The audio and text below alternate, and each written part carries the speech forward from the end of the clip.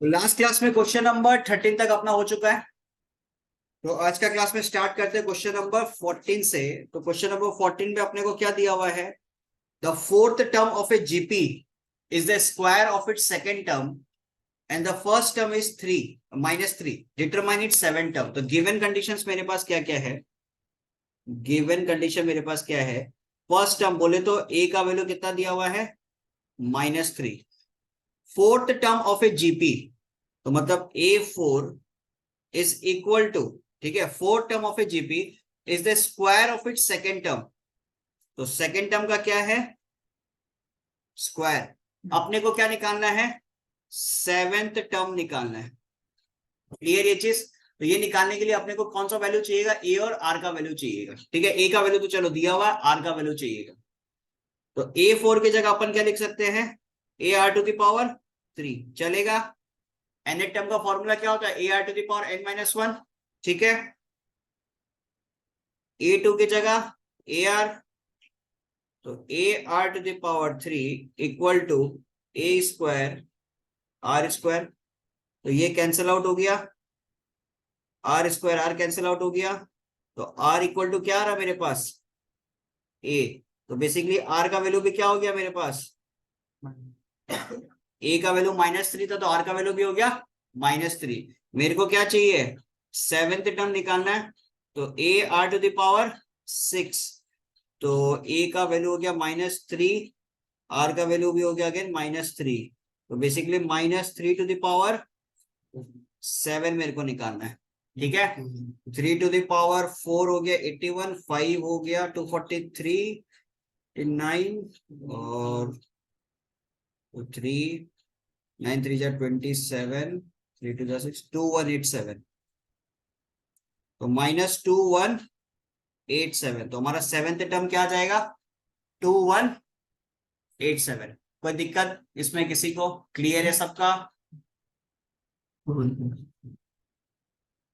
Question number 15 पे अपने को दिया हुआ है the sum of first three terms of a GP is 39/10 and their product is 1। Find the common ratio and the terms. तो यहाँ पे सिनेरियो को समझो, प्रोडक्ट दिया हुआ आपको। मैंने एक चीज करवाया था, अगर आपके पास product of first three terms या फोर टर्म्स या फाइव टर्म्स आ जाए, क्या चीज को कंसिडर करना आपको? Let the first three terms be, क्या होगा? A/R, A और AR। होगा ही नहीं होगा? सही है। तो अब इनका प्रोडक्ट कितना दिया हुआ है? 1 के बराबर। Clear? R cancel out, A³ equal to क्या आ गया? 1। तो A का वैल्यू कितना हो गया? यहां तक क्लियर है सबका? कोई दिक्कत? Next, sum of first three terms, मतलब A/R plus A plus AR equal to कितना दिया हुआ है? 39/10। A का वैल्यू हम लोग पुट कर सकते हैं यहाँ पे, 1/R plus 1 plus R equal to 39/10। तो 1/R plus R equal to 39/10 -1। तो ये कितना हो जाएगा? 1 plus R² divided by R, और यहाँ पे कितना हो जाएगा? 39 - 10 29। क्रॉस मल्टीप्लाई करो, 10 plus 10R² equal to 29R। तो मेरी टर्म स्प्लिट करना है, 10R² minus 29R plus 10 equal to 0। Clear ये चीज? कोई दिक्कत इसमें? तो अब मिडिल टर्म स्प्लिट करेंगे तो क्या आएगा? मल्टीप्लाई करने पे क्या आना चाहिए? 100 आना चाहिए, प्लस करने पे क्या आना चाहिए? 29। तो क्या हो जाएगा? 25 और 4 -25R -4R plus 10 equal to 0। तो यहां से 5R को कॉमन लेते हैं, तो क्या आएगा मेरे पास? 2R -5। यहां से 2 को कॉमन लेते हैं, तो क्या आएगा? 2R -5।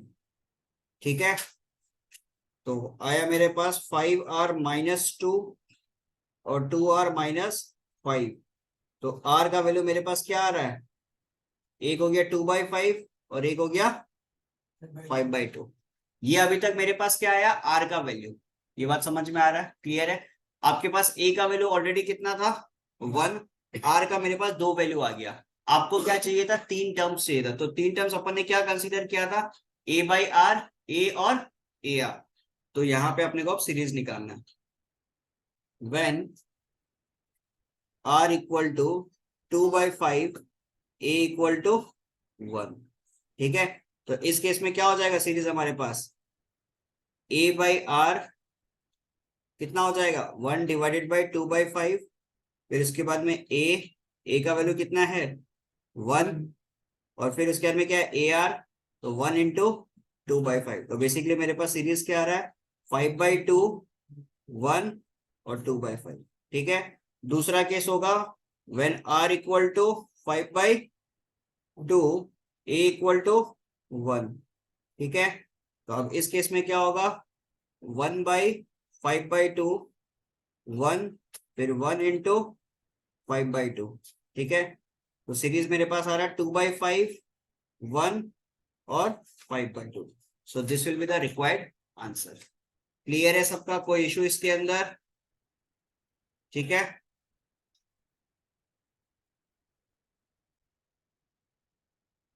Question number 16।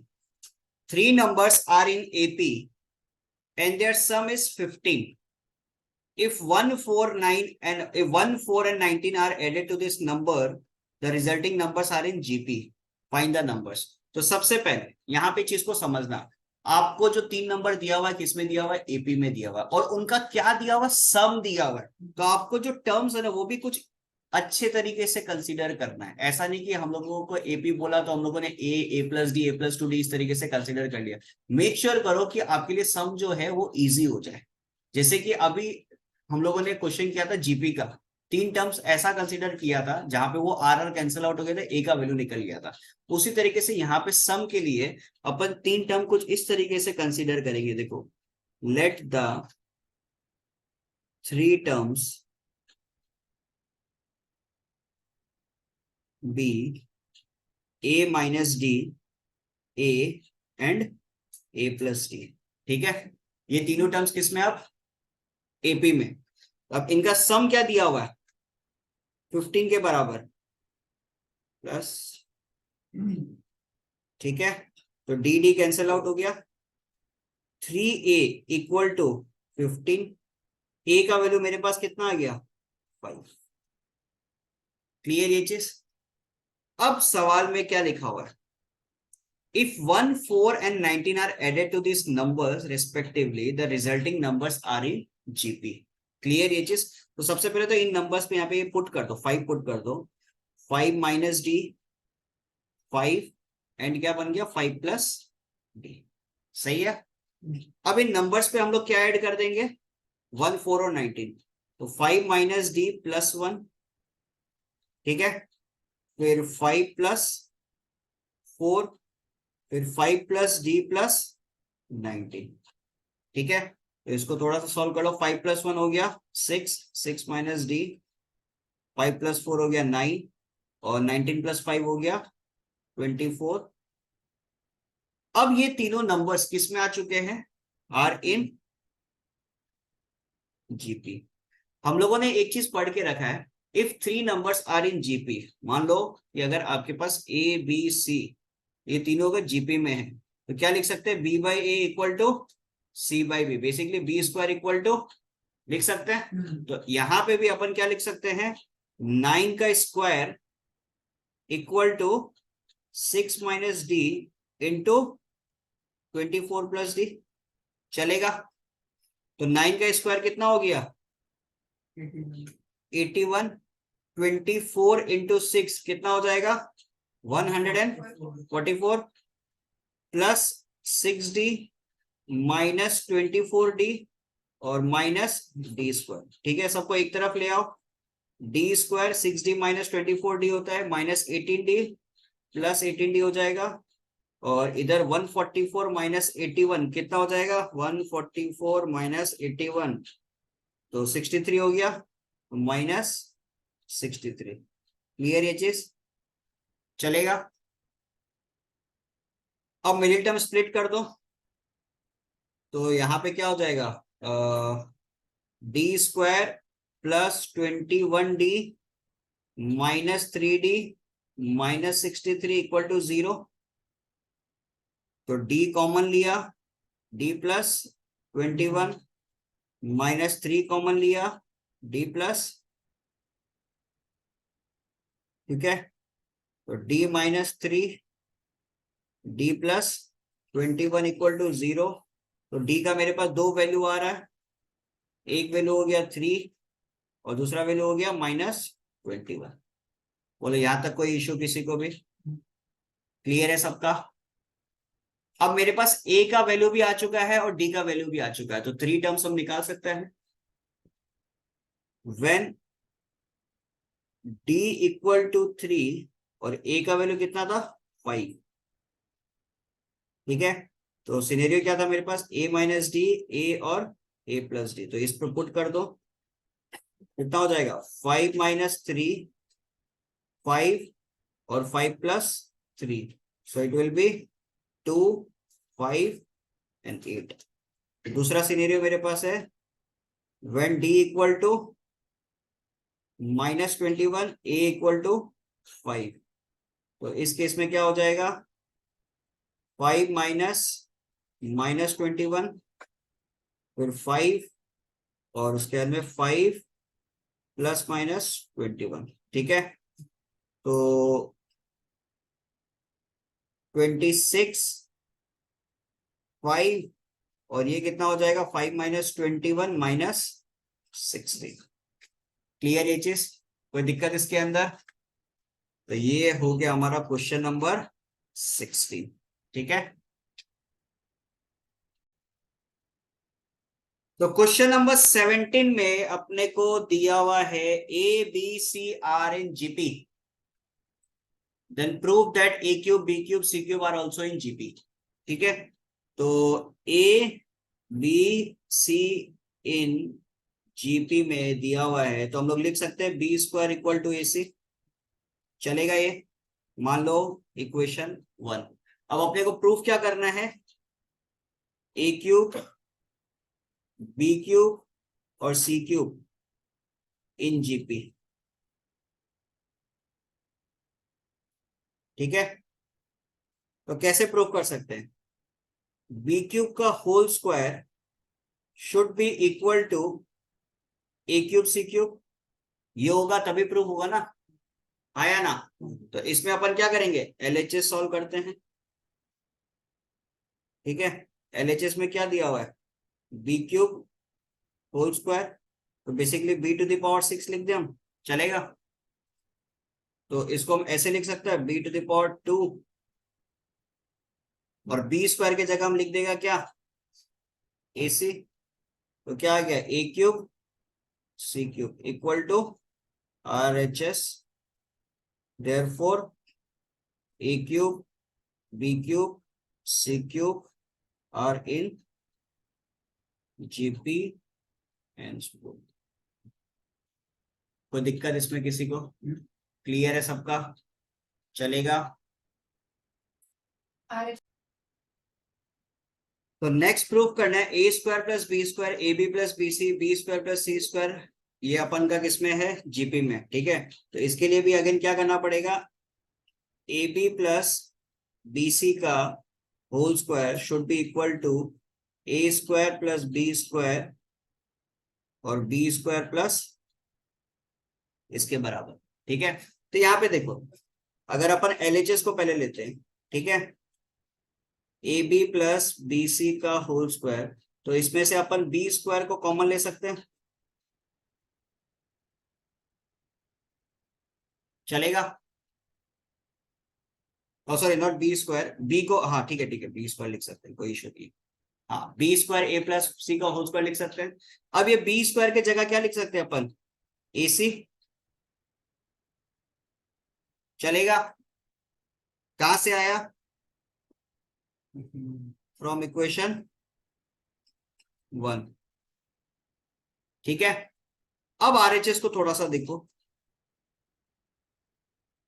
आरएचएस पे क्या दिया हुआ है, A square plus B square into B square plus C square.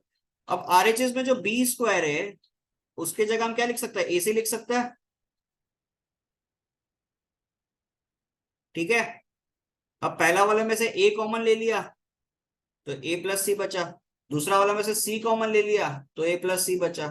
तो बेसिकली ए इंटू सी और ए प्लस सी का क्या आ गया, whole square. Therefore LHS equal to,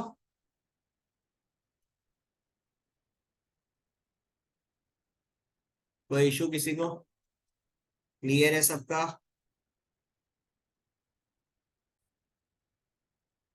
question number 18 में ध्यान देना। क्वेश्चन नंबर 18 में गिवन कंडीशन क्या है मेरे पास, A B C D are in GP. ठीक है, A B C D are in, तो इसके लिए अपन ये लिख सकते हैं B by A equal to C by B equal to D by C. मान लेते हैं ये क्लियर। तो b इक्वल टू अपन लिख देते हैं a के, c इक्वल टू लिख देते हैं b के, और d इक्वल टू लिख देते हैं c के।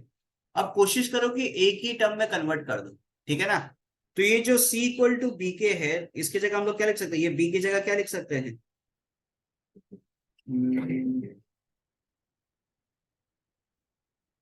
a के लिख दे चलेगा, और इंटू के था तो a के स्क्वायर हो गया। ठीक है, d इक्वल टू सी की जगह क्या लिख सकते हैं, ए के स्क्वायर इंटू के, तो d इज इक्वल टू क्या हो गया, सही है? कोई दिक्कत यहाँ पे किसी को? तो अब देखो, तो कंप्लीटली तीनों में एक के आ गया, बी की जगह ए के, सी की जगह ए के स्क्वायर, डी की जगह ए के। ठीक है, अब पहला कंडीशन में प्रूफ क्या करना है, A square plus B square, B square plus C square और C square plus D square in GP, ये प्रूफ करना है। तो ये अगर प्रूफ करना है तो हम लोग को बेसिकली क्या करना पड़ेगा, बी स्क्वायर प्लस सी स्क्वायर का whole square equal to A square plus B square into c square plus B square. ठीक है, तो एलएचएस कंसीडर करते हैं पहले, बी स्क्वायर प्लस सी स्क्वायर का होल स्क्वायर। तो बी स्क्वायर की जगह क्या लिख सकते हैं, ए स्क्वायर के स्क्वायर, आया ना। मान लो ये इक्वेशन 1 है, ये इक्वेशन 2 है और ये इक्वेशन 3 है। क्लियर, बी स्क्वायर की जगह मैंने लिख दिया ए स्क्वायर के square, because b is equal to क्या है, ए के फ्रॉम इक्वेशन 1। सी स्क्वायर की जगह क्या लिखेंगे, ए स्क्वायर के टू द पावर, चलेगा। अब यहां से कॉमन क्या ले सकते हैं, ए स्क्वायर के स्क्वायर को कॉमन ले लिया तो 1 प्लस क्या बचा,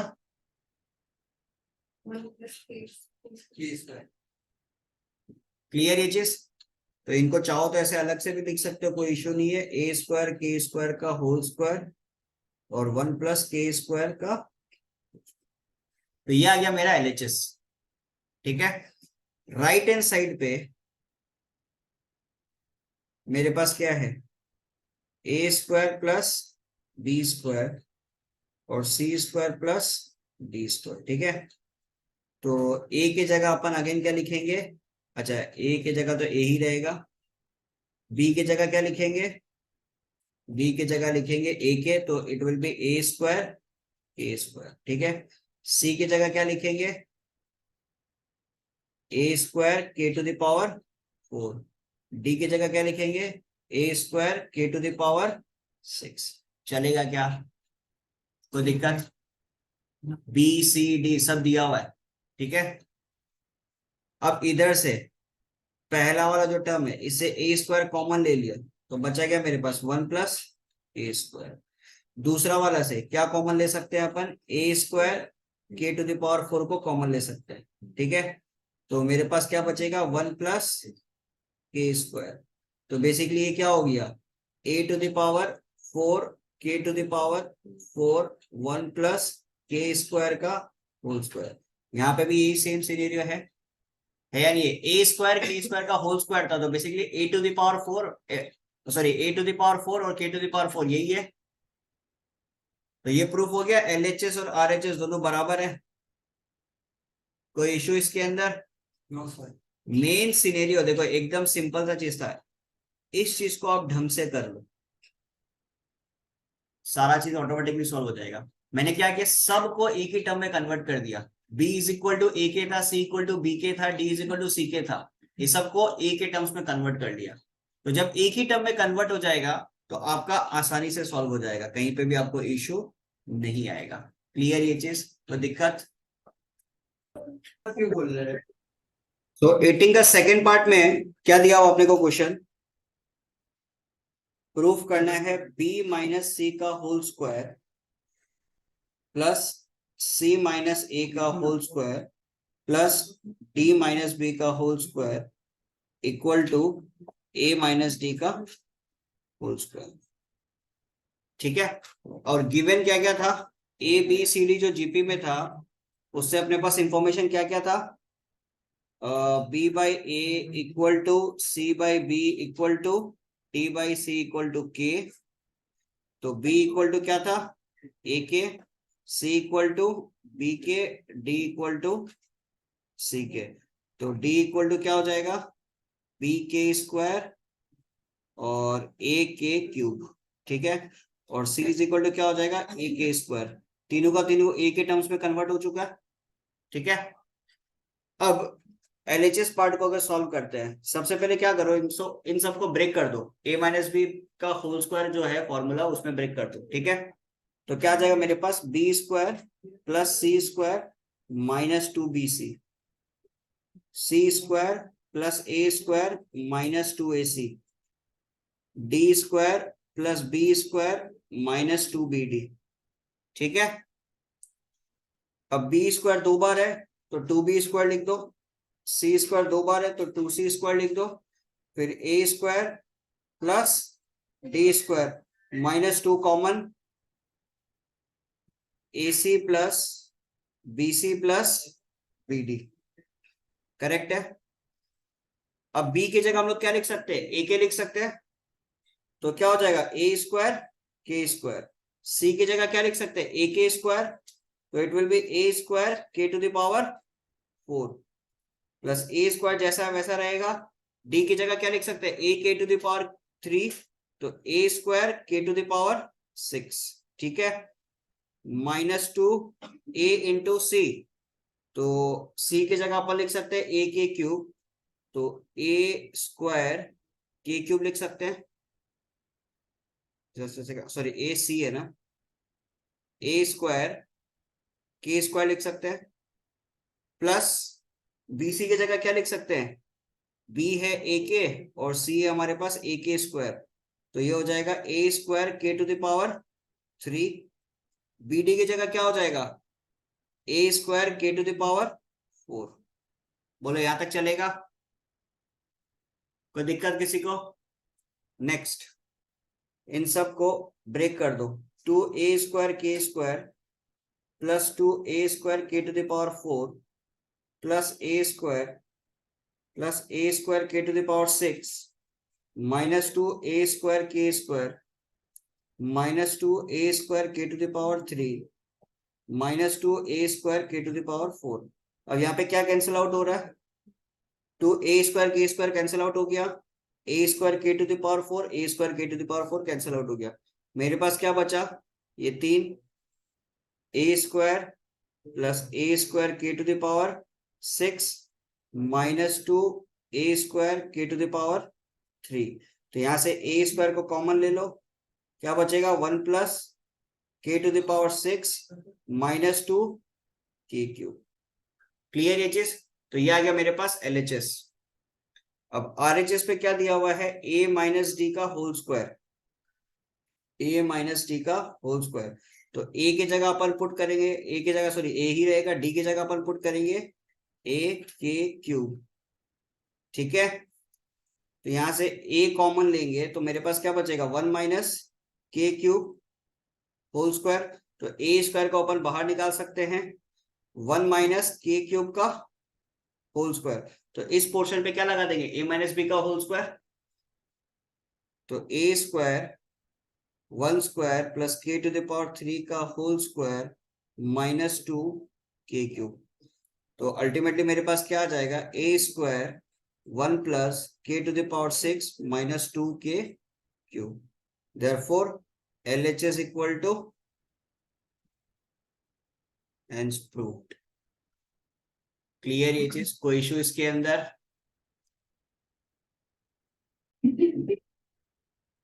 क्वेश्चन नंबर 19, इस पे अपने को क्या दिया हुआ है, the number of bacteria in a certain culture doubles every our.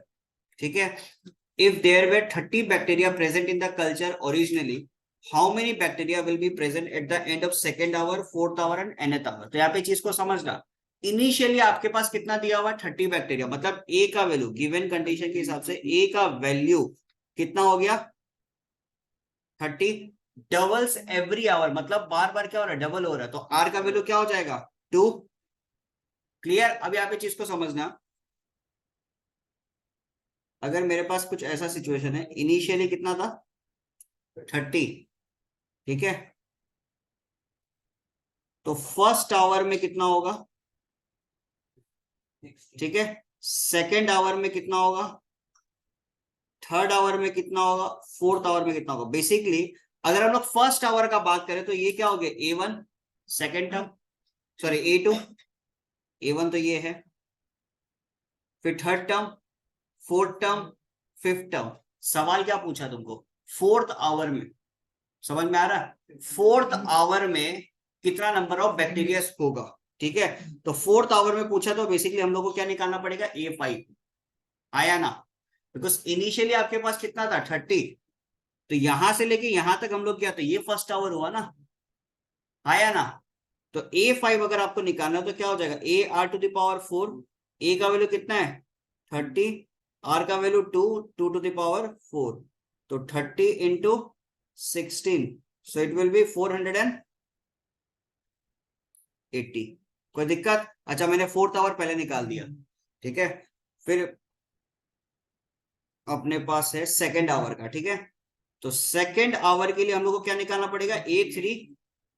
तो A3 क्या हो जाएगा, AR टू द पावर 2, ए का वैल्यू हो गया 30, आर का वैल्यू हो गया 2, सो इट विल बी 120।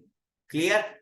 लास्ट सवाल क्या दिया हुआ है, nth आवर। अब यहाँ पे चीज को समझना, nth आवर पूछा है तो अपने को क्या निकालना पड़ेगा, AN+1, एक ज्यादा, आया ना। nth आवर अगर यदि पूछा है तो अपने को एक ज्यादा निकालना पड़ेगा, मतलब AN+1 निकालना पड़ेगा। तो फॉर्मूला क्या होगा, AR to the power n-1। तो n की जगह हम लोग क्या पुट करेंगे, n+1, और फॉर्मूला क्या था -1। देखो फिर से लिखता हूं, ओरिजिनल फॉर्मूला है AR to the power n-1, सही है। अब ये जो n है, n की जगह हम लोग पुट क्या करेंगे, n+1 ना, बिकॉज निकालना क्या आपको, n+1 निकालना ना। तो n+1 -1, तो बेसिकली 1 और 1 कट गया, आपके पास क्या आ रहा है, AR to the power n। a का वैल्यू कितना है 30, r का वैल्यू 2, तो 2 to the power n। So this is our required answer for question number 30। Clear ये चीज, कोई दिक्कत इसमें किसी को? Question number 20, the length of the side of a triangle form a GP। ठीक है, if the perimeter of the triangle is 37 centimeter and the shortest side is of length 9 centimeter, find the length of other two side। तो मान लो let the length of sides of triangle be AR और AR square, ये हम लोग मान लेते हैं। ठीक है, अब ये अगर मेरे पास समझ लो ट्राइंगल है, शॉर्टेस्ट साइड मान लो A है, फिर ए आर है, और मेरे पास क्या है, ए आर स्क्वायर। क्लियर ये चीज? शॉर्टेस्ट साइड का लेंथ कितना दिया हुआ है? 9 सेंटीमीटर क्वेश्चन में दिया हुआ। कोई दिक्कत इसमें किसी को? 9 सेंटीमीटर दिया हुआ। मेरे को क्या निकालना है? बाकी दोनों साइड, मतलब ए आर और ए आर स्क्वायर निकालना है। उसके साथ साथ एक और चीज देके रखा कंडीशन, पेरीमीटर दिया हुआ 37 सेंटीमीटर। ट्राइंगल का पेरीमीटर का बात करेगा तो पेरीमीटर होता है क्या? Sum of all the three sides. आया ना? तो A plus A R plus A R square equal to how much? 37। ठीक है। ए का वैल्यू कितना दिया हुआ? 9। पुट कर दो। तो 9 प्लस 9r प्लस 9 9 जा 81, सॉरी इस पे पुट कर दिया, 9r स्क्वायर। ठीक है। तो ये कितना हो जाएगा? 9r square plus 9r minus कितना हो जाएगा? 28 इक्वल टू 0। कोई इशू इसके अंदर? अब मिडिल टर्म स्प्लिट करना है, तो मिडिल टर्म स्प्लिट करना है तो 28 इंटू 9 होता कितना है? 8 9 जा 72, टू 7 कैरिड, तो इट विल बी 252। ठीक है। अब 252 को प्राइम फैक्टराइज करते हैं तो कितना आ जाएगा ये हमारे पास? 126, फिर 63, 3 से 21, 3 टू 6, 6 टू 12, तो 21 माइनस 12, यस। तो 9r square plus 21r minus 12r minus 28 equal to 0 लिख सकते हैं। बोलो कोई दिक्कत इसमें किसी को? क्लियर? तो यहाँ पे क्या आ जाएगा? 3r कॉमन लेंगे तो it will B r plus, ठीक है, सॉरी 3r प्लस 7, और माइनस यहाँ पे कॉमन लेंगे अपन 4, तो r प्लस, तो 3r प्लस 7 इक्वल टू 0। तो 3r minus 4, 3r plus 7 equal to 0। तो r का एक वैल्यू आ रहा है मेरे पास 4/3, और एक वैल्यू आ रहा है मेरे पास -7/3। तो ये वाला वैल्यू को हम लोग क्या करेंगे? रिजेक्ट, बिकॉज आपका जो साइड्स है वो कभी भी नेगेटिव नहीं हो सकता। तो r इक्वल टू क्या वैल्यू लेंगे अपन? 4/3। तो रिमेनिंग टू साइड्स क्या हो जाएगा? रिमेनिंग टू साइड्स क्या हो जाएगा? एक हो गया ए आर, तो a का वैल्यू मेरे पास कितना था? 9, तो 9 into 4/3, so it will B 12 centimetre. और दूसरा था ए आर स्क्वायर, तो 9 into 16/9, so it will B 16 centimetre. कोई दिक्कत इसमें? तो हमारे पास फाइनल वैल्यू आ रहा है 12 सेंटीमीटर एंड 16 सेंटीमीटर। कोई दिक्कत? Question number 21। क्वेश्चन नंबर 21 में क्या दिया हुआ है? An insect population is growing in such a way that each generation is 2.5 times as large as the previous one. मतलब आर का वैल्यू कितना हो गया? 2.5। ठीक है। If there are 10,000 insects in the first generation, मतलब इनिशियली कितना है? 10,000 फर्स्ट जनरेशन में, तो ए का वैल्यू कितना हो गया? 10,000। How many are there in the fifth generation? Fifth generation में कितना होगा? तो बेसिकली आपको क्या पूछ रहा है? A5 पूछ रहा है। तो कैसे निकालोगे? A r to the power 4। A का वैल्यू कितना है? 10,000। आर का वैल्यू कितना है? 2.5। तो 2.5 टू द पावर 4 को आप सॉल्व करो, 10,000 के साथ मल्टीप्लाई करो, आपका फाइनल आंसर आपको मिल जाएगा। क्लियर है? आंसर क्या दिया हुआ है? 390,625। 390,625, ये आपके पास आंसर आ जाएगा। इसको सॉल्व कर लो। कोई दिक्कत इसमें किसी को? सो क्वेश्चन नंबर 22, 23, 24, ये जो तीनों क्वेश्चन है ये बेसिकली डेप्रिसिएशन से रिलेटेड है as well as compound interest से रिलेटेड क्वेश्चन है। तो अमाउंट ऑफ कंपाउंड इंटरेस्ट अगर हम लोग बात करें, हालांकि ये चैप्टर आप लोग बाद में पढ़ोगे तसल्ली से, बट स्टिल इस क्वेश्चन को करने के लिए समझ लो, अमाउंट का फॉर्मूला होता है amount is equal to principal into 1 plus r/100 to the power n। ठीक है। आर का मतलब होता है रेट ऑफ इंटरेस्ट, कितने इंटरेस्ट से बढ़ रहा है। बेसिकली आप ऐसे सोचो कि आज आपने बैंक में 10,000 रुपए डाला है, ठीक है, बैंक में आपने कितना रुपए डाला, 10,000 रुपए डाला, ठीक है। अब 3 साल के बाद में वो 10,000 का क्या बन जाता है, मान लो 15,000 रुपये। 3 साल के बाद में कितना बन गया, 15,000 रुपया बन गया, ठीक है।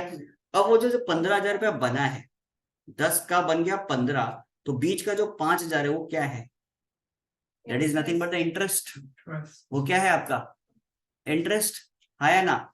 अब वो जो आर है, आर को हम लोग क्या बोलते हैं, रेट ऑफ इंटरेस्ट। मान लो कि 10,000 रुपया आपने बैंक में डाला, आपको एवरी ईयर 10% करके इंटरेस्ट मिल रहा था, 10% पर एनम। कंपाउंडिंग में होता क्या है, आपने बैंक में डाला 10,000 रुपया, तो ये बन गया आपके लिए इस साल का प्रिंसिपल अमाउंट, ठीक है। एक साल के बाद में, एक साल के बाद में आपको इससे इंटरेस्ट कितना मिलेगा, 1,000, है ना। एक साल के बाद में आपको इस अमाउंट से इंटरेस्ट कितना मिलेगा, 1,000 मिलेगा, नहीं मिलेगा। 10,000 का 10% कितना होता है, 1,000, क्लियर है। तो अब एक साल के बाद में आपका जो बैंक का बैलेंस होगा वो 10,000 नहीं होगा, वो बैंक बैलेंस कितना होगा आपका, 11,000। मतलब आपका नया जो प्रिंसिपल है वो कितना बन चुका है, 11,000। अब जो आपको इंटरेस्ट मिलेगा वो 10,000 पे इंटरेस्ट नहीं मिलेगा, वो मिलेगा आपको 11,000 पे।